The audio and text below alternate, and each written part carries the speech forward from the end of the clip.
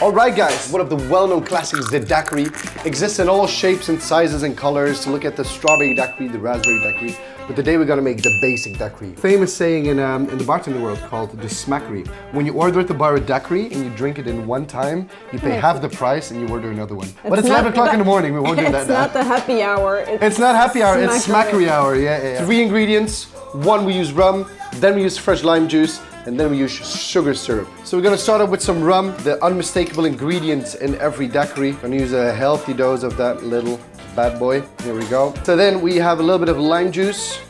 So again, importante that you squeeze it fresh. Very important for a very nice crisp daiquiri is that you use fresh lime juice. Just juice it, you can keep it up to 4 hours and it stays very nice and crisp. So sugar syrup is this. You can buy this as a whole, but you can make it at home as well. Equal parts sugar and water. Blend until dissolved, and voila, you have the little bad boy, Monsieur Sirop. All right, time to shake.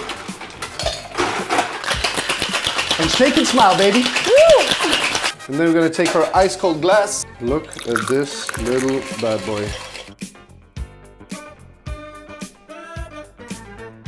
Simple and nice. Yeah, that's